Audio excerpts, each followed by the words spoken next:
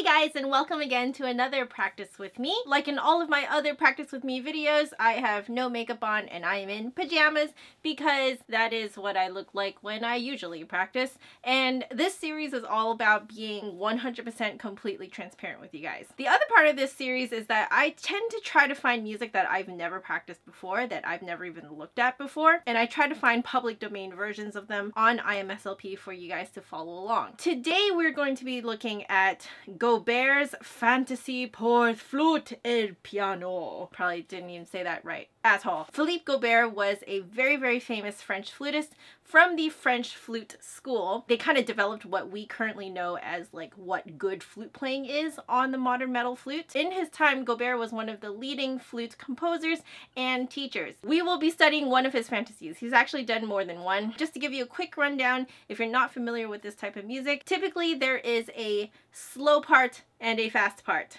And the slow part almost always comes before the fast part. This was mostly to help display what the flute could do. They're basically like two movement works without actually explicitly saying that they're two movements. I will put a link to this piece in the info box below as usual. Please follow along. I think it'll be really fun for you to practice with me. As usual, we will begin with my warm-up. I accidentally played like 2 notes prior to filming. I know I'm not supposed to. I hope you will forgive me for that. Not that that really did anything for me to figure out what I need to do with my tone today. So let's figure it out right now.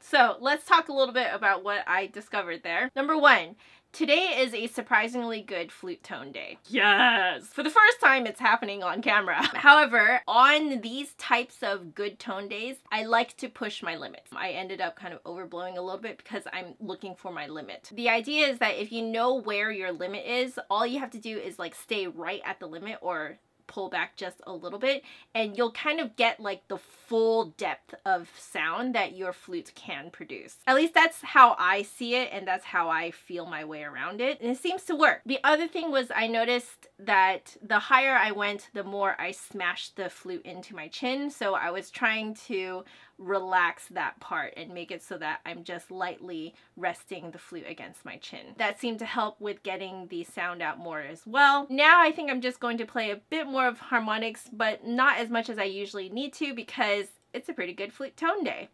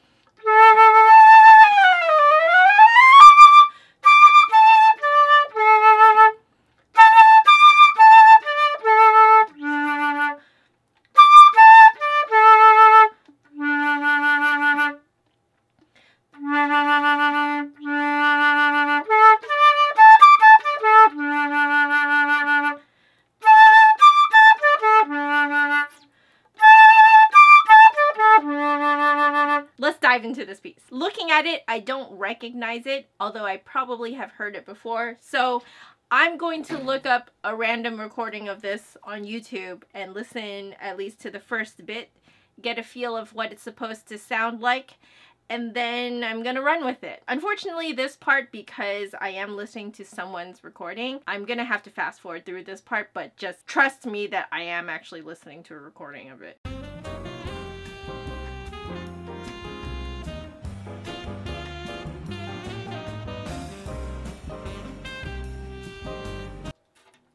Cool. The first section here is very, very free. It's actually a lot more free than I expected. What you guys will hear me do will actually be pretty strict rhythmically until I get a good feel of where I can push and pull. Don't use this practice with me as like the definitive this is how you play it, because I'm probably going to be doing it too strictly in rhythm. I know that sounds really weird. The fast part is pretty self-explanatory. You don't really push or pull too much with the rhythm. There's just one part where you're kind of doing trills up and then it's like a very big climactic operatic moment, and so you take a little bit more time there. I think there's like one other part that does something similar, and at the very end is also this sort of big surge up, so obviously you can take a little bit of time there. I'm just gonna get started working on this. Let's see what happens. I already forgot how fast approximately this is supposed to be.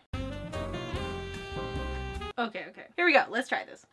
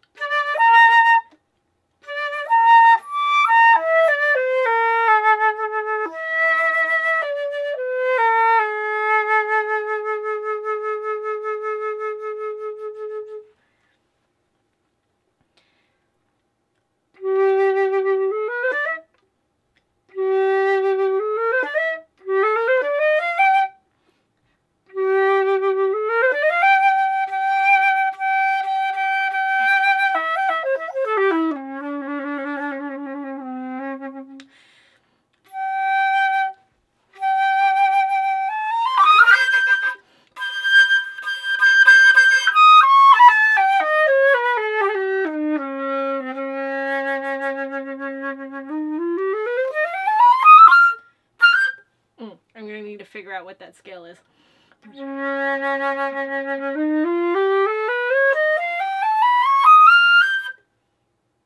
Oh, is it just a whole tone scale? Yeah, it is just a whole tone scale.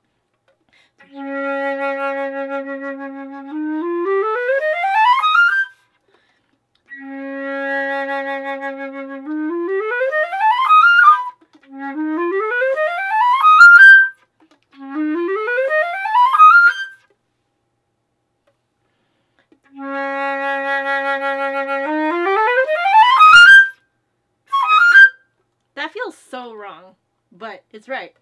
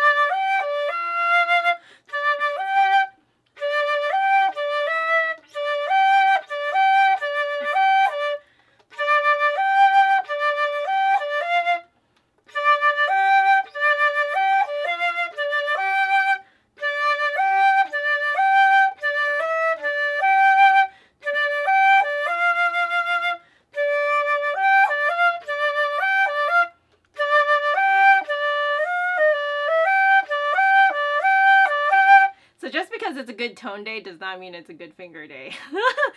I'm practicing the leap between D and G because it forces all three of these fingers to kind of come up at the same time, which doesn't always work very well for me.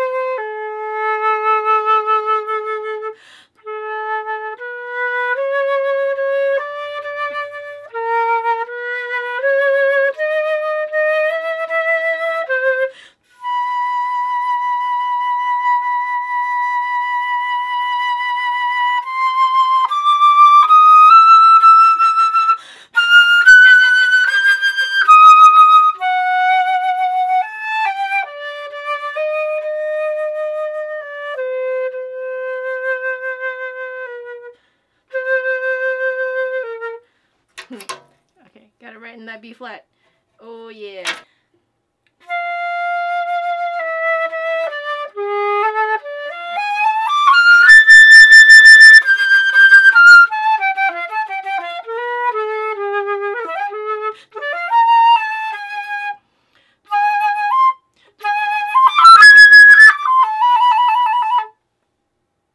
That was right. Okay.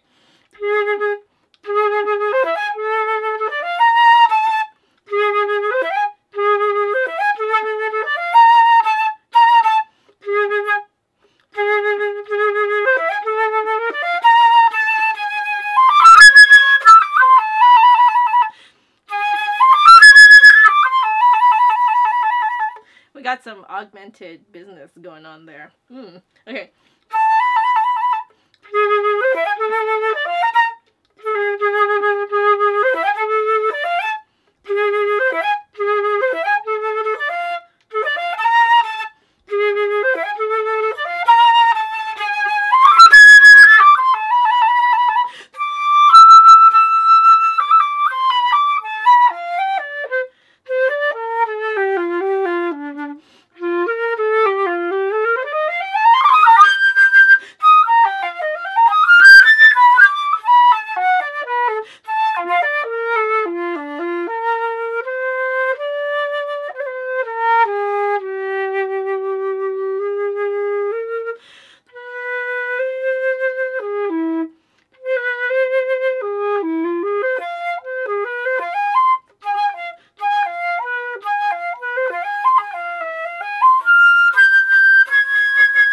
What kind of arpeggio is that?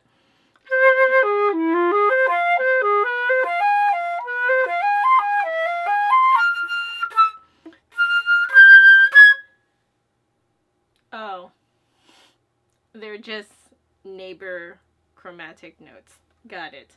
But it's F minor.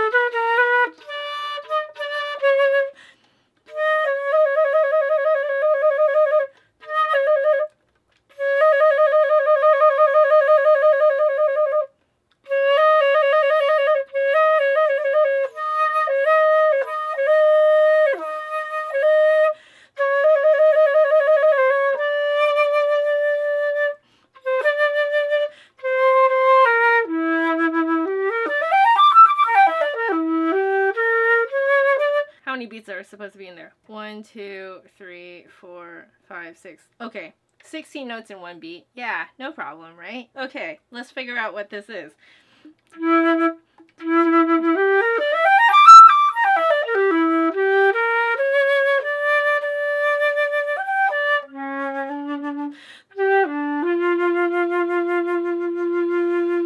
How many beats in there? 6, 5, 4. Oh, right, this is in 6/4, of course. Dotted half note is 3 beats. Okay.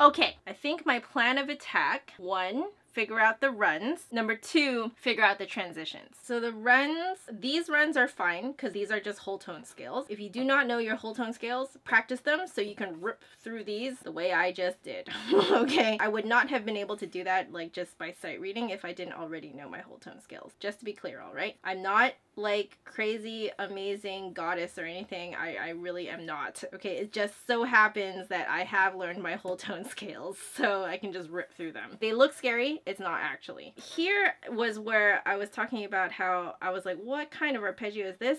It's actually just an F minor arpeggio, but the bottom part, when you kind of loop down the bottom here, always has a chromatic neighbor note to it. Do you see that? So there, it's just that. That's why that E natural and that B natural is there. Other than that, it's just a fancy F minor arpeggio. This run, I for some reason was able to make it through it, but I still have no idea what arpeggio that is, so I need to figure that out. And then this is like mostly chromatic with a little bit of turnaround bits. So I need to mark that in. Da da da da da.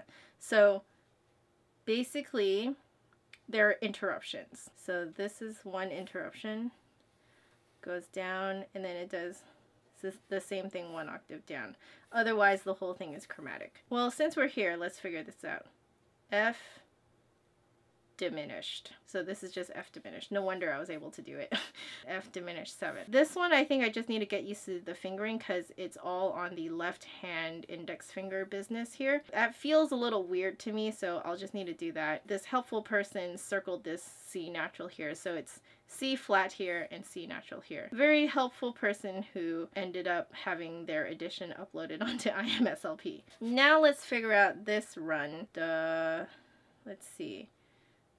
G, E, G, B, D. Oh, okay, no wonder I was able to make it through this. So this is just an E minor 7. That is what it is. E minor 7. I mean, you could just put E7, but this is just for you guys to like know exactly how I'm reading this. Let's see, what is this? Looks like we have little turny bits here. So we're going to read this as G, F, D, B. This is essentially a G7 with a little neighbor note business going on here. That kind of makes sense.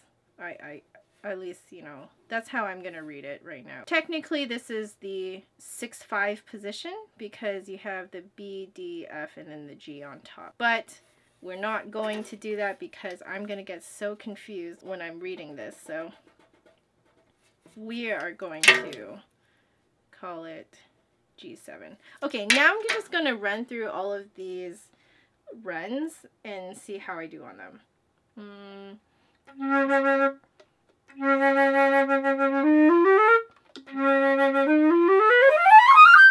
Oh, it doesn't feel so weird anymore. Maybe just because I had a little refresher on them. Yeah, okay.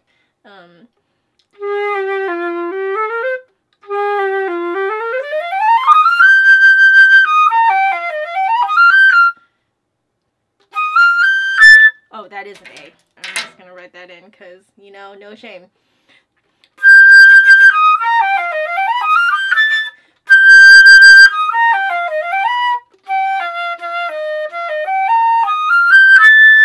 Okay.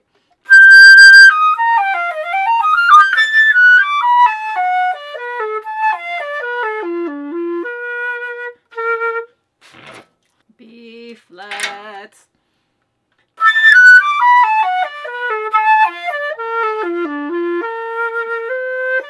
Right here. First off, I read that as an F, not an A, so I just wrote A there because, you know, no shame. I noticed my thumb kept trying to get off of the B flat thumb key because I already saw this F sharp coming up. The problem was that I'm still playing a B flat here, so my thumb was getting very confused. Now I know for a fact that I can keep it on, so I'm just going to put a little...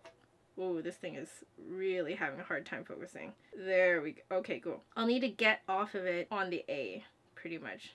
No, G. Because the G, you don't even use a thumb. So we're going to get off of there. But we need to get it back on. So around here is when we need to slide back onto the B flat thumb key. and then we should be home free. Okay, so let's try that.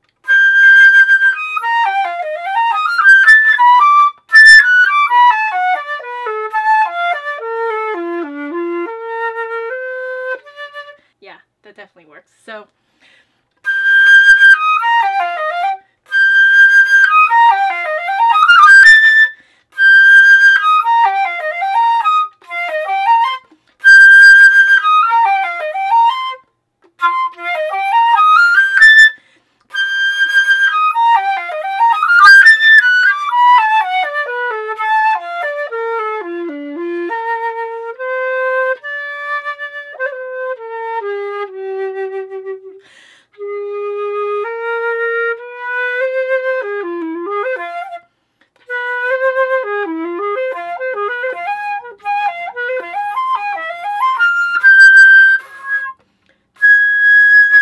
I'm gonna do it one more time and hopefully I can actually get the articulations correct.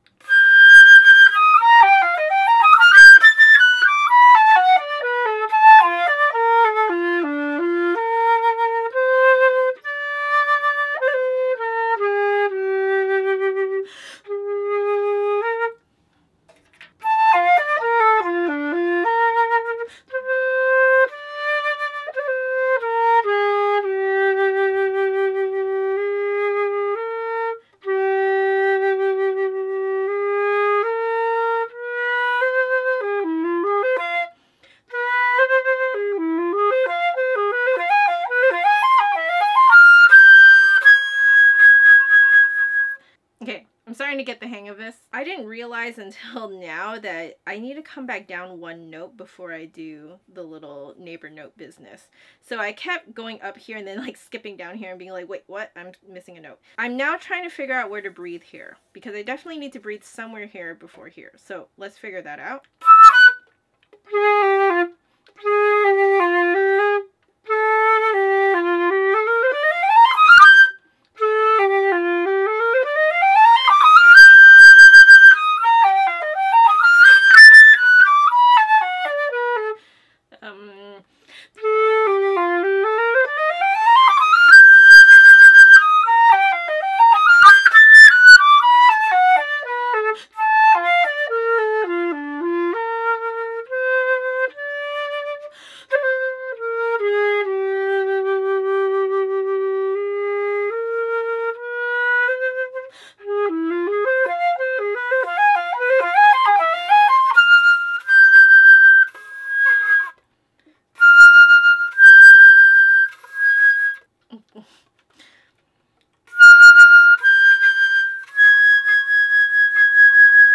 What I need to do there is prep for that super resistant high A flat a little earlier because I'm squeezing a little bit too much right when I get there. I need to support and prepare for the amount of air pressure I'm going to feel prior to hitting it. So I think on the F is where I need to really kind of like concentrate. I'm gonna just put little eyeballs there just to prepare myself. I think I found where I want to breathe. I think I'm gonna breathe right there. We'll see if I change my mind later, but currently that makes the most sense to me. And there's my little eyeballs, so I know to prep for that.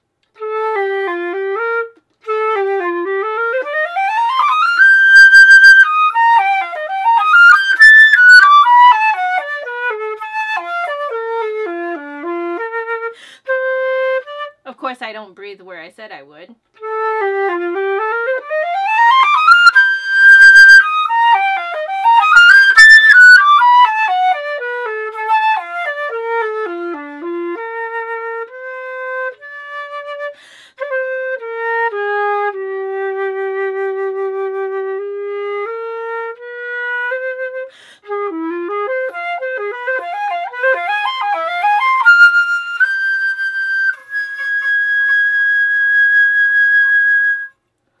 Yes, I could probably polish that up more, but for now that's good. Let's figure out the rest of these crazy runs.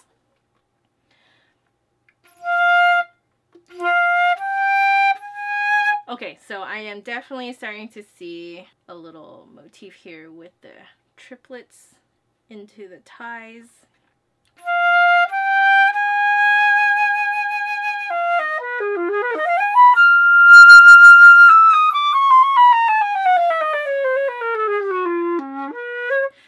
makes that chromatic scale so much easier with the way that I've analyzed it now. Let's do that one more time. Why not?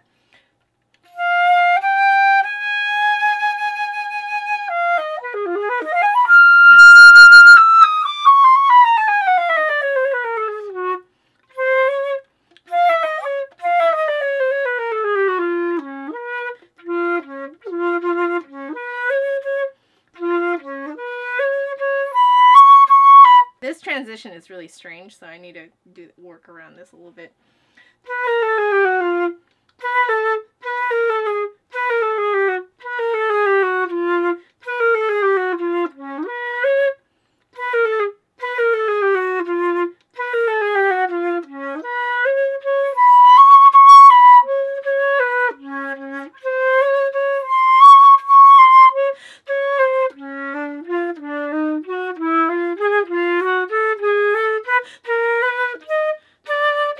I'm just gonna write D natural there because my brain does not like to think in double flats. I can see why he wrote it that way though, because it makes all the triplets look the same, kind of going up. But my brain does not like to think in E double flat. Ooh, let's do that bit again.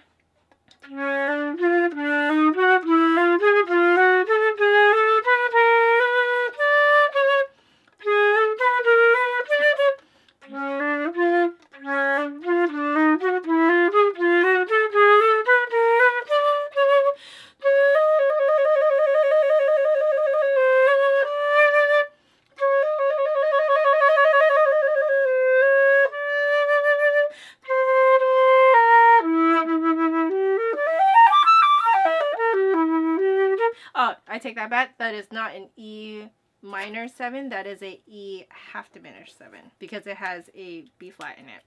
All right, so.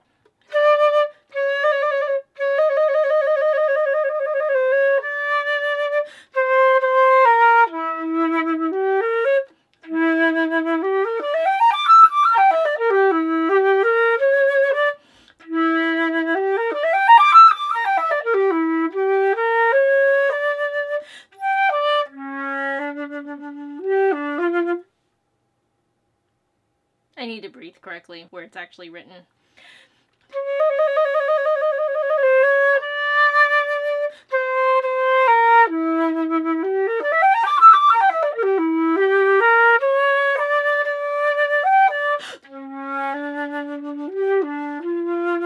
I guess I can see that as an interruption.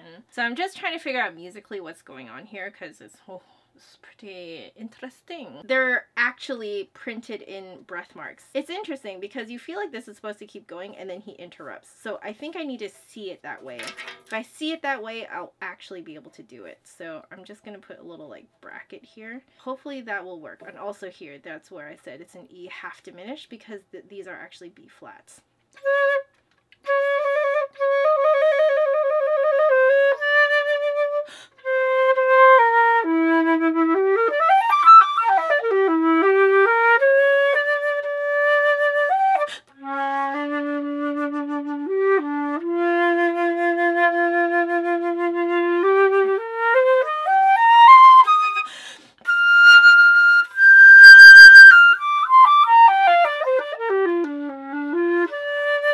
Again, not a G7, but it would be closer to a G minor 7.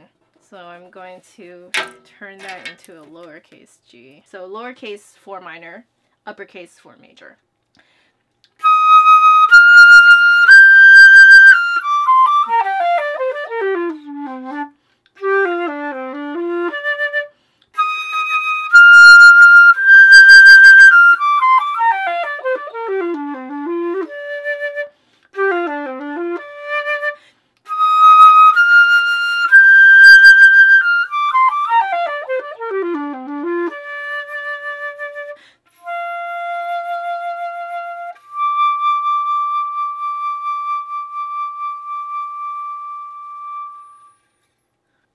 That wasn't nearly long enough, but you know, I am trying to work on other things. Now I'm just going to play around, look through a couple of different parts, and try and figure out transitions.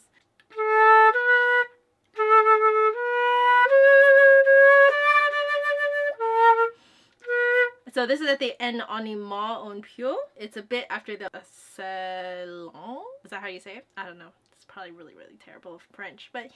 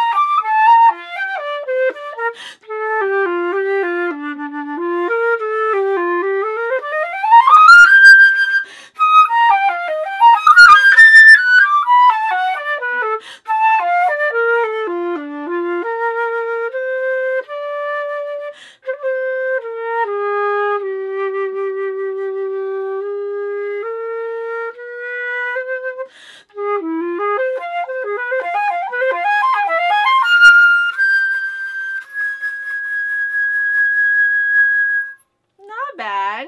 I think I'm starting to get a feel for this.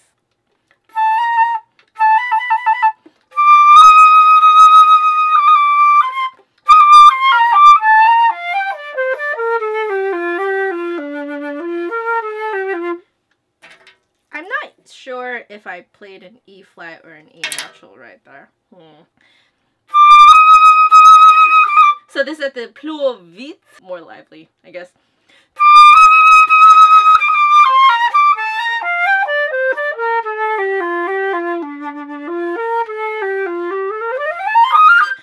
I need to take a breath in there somewhere.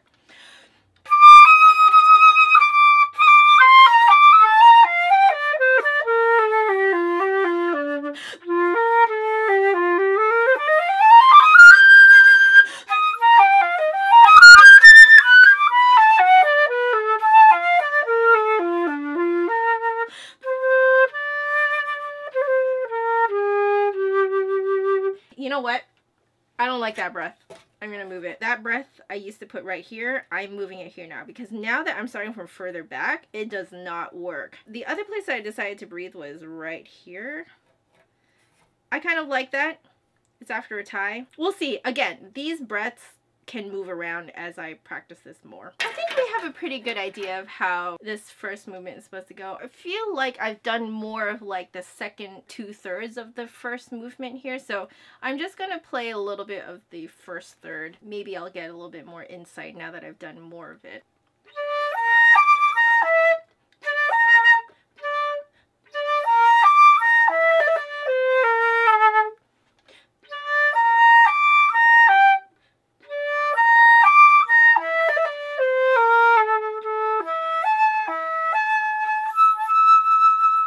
Okay, I need to support way earlier too, so eyeballs are going in there.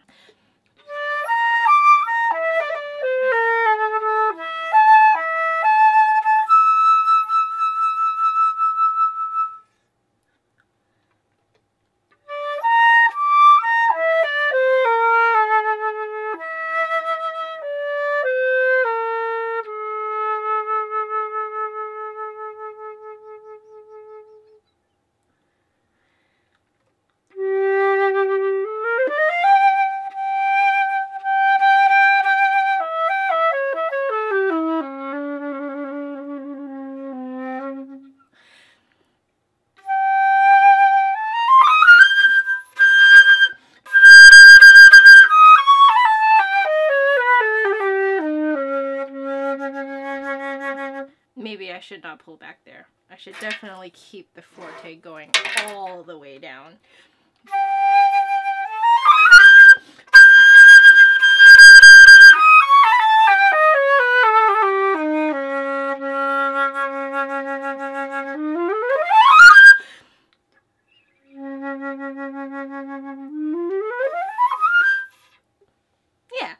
can be polished a lot more than that, but that is the right idea. My natural inclination is to decrescendo, going down, but you notice this forte here, and notice that this forte here, there's no other written dynamic instruction in here. So I think what makes the most sense then is to just keep that forte all the way down so that you still have that momentum here. I just need to work on making sure that everything stays really relaxed so I can just bust this guy out like there's no tomorrow.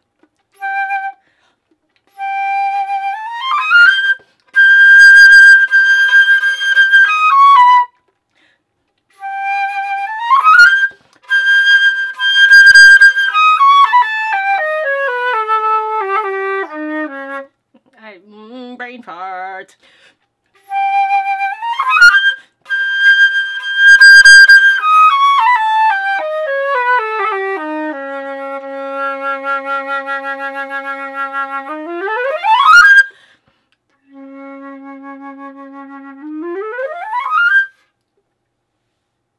Cool. I feel like this is a good place to stop. I'm gonna hold off on the fast part. I really want to do it though. If you guys don't mind, maybe the next practice with me can be me working on this second part. I'm trying to make it so that I work on a different piece every time, but I'm starting to see that that makes me kind of like start on a whole bunch of pieces at the same time. Please let me know in the comments below because it looks so fun. Like, I really, really want to do this. Maybe I should try doing the entire first movement. I might take some stylistic liberties with it. I'm just kind of playing around right now. So let's do it one more time and then we'll sign off.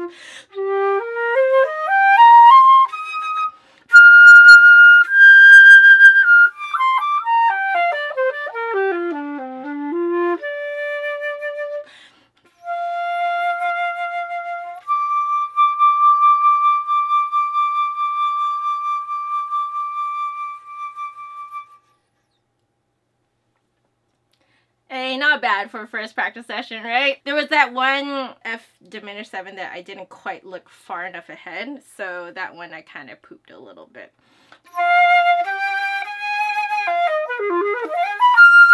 See, I can do it. I'm telling that to myself, not to you guys, by the way.